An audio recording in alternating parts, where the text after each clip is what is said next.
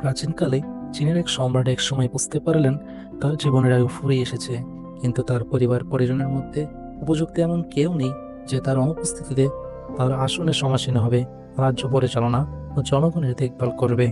তাই তিনি সিদ্ধান্ত নিলেন রাজ্যের 15 থেকে 25 বছর বয়সী যুবকদের ডেকে এনে পরীক্ষা নিরীক্ষার মাধ্যমে পরবর্তী সম্রাট নির্বাচন করবেন। নির্দিষ্ট সময়ে অসংখ্য যুবক রাজ দরবারে উপস্থিত হলো। সম্রাট প্রথমে তাদের উদ্দেশ্যে সংক্ষিপ্ত একটি ভাষণ দিলেন।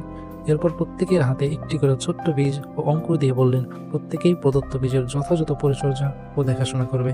ঠিক 1 বছর পর এই জায়গায় তোমাদের সঙ্গে সাক্ষাৎ হবে। তখন নিজ নিজ পরিশ্রম ও চেষ্টার ফলাফলের উপর ভিত্তি করে একজনকে রাজ্যের পরবর্তী সম্রাট মনোনীত করা হবে। প্রত্যেকেই নিজ নিজ বীজ নিয়ে ফিরে গেল। সবাই যথোপযুক্ত উর্বর মাটিতে মনোরম পাত্রে বীজ বপন করলো। পানি ও সার প্রয়োগের মাধ্যমে বীজের যত্ন নিতে লাগলো। যুবকেরা বীজ থেকে চারা উৎপাদন, সৌন্দর্য বর্ধন, ডালপালা গজানো, ফল ফলানো ইত্যাদি বিষয়ে পরস্পর মিলিত হতে লাগলো। বীজ বপনকারী যুবকদের মধ্যে লিয়াংচু নামে কনিষ্ঠ এক যুবক ছিল।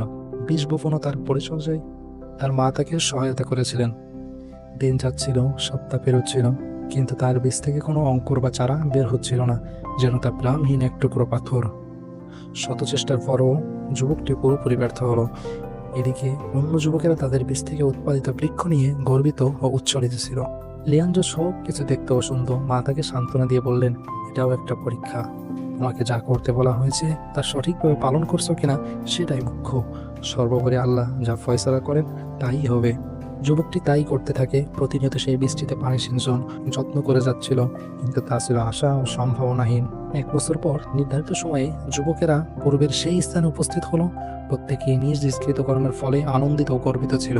সম্রাটও এই দৃশ্য দেখে পুলকিত হলেন। তিনি প্রত্যেকের কাছে গিয়ে ঘুরে ফিরে দেখলেন এবং তাদের চেষ্টা, শ্রম ও ফলাফলের কারণে তাদের সাধুবাদ জানালেন। মনে হচ্ছিল সম্রাট কিছু একটা অনুসন্ধান করছেন যা তিনি খুঁজে পাচ্ছেন না। হঠাৎ তিনি লিয়াঞ্জো নামক যুবকটিকে দেখতে পেলেন, যে লজ্জায় আড়ষ্ট হয়ে অন্য প্রতিদ্বন্দ্বীর পিছনে লুকিয়ে আছে। তার হাতে রয়েছে বীজ বপন করার একটি পাত্র, যাতে সামান্য মাটি ছাড়া আর কিছুই নেই। সম্রাট ইশারায় তাকে ডাকলেন এবং নাম ও বীজ সম্পর্কে জিজ্ঞেস করলেন। তখন সে ধীর পায়ে এগিয়ে এলো, ভয় ও দ্বিধার সাথে পাত্রটি উঠিয়ে বলল, জনাব, আমার নাম লিয়াঞ্জো। আমি সর্বোচ্চ চেষ্টা ও যত্নের সাথে এর পরিচর্যা করেছি, কিন্তু তা উৎপন্ন হয়নি।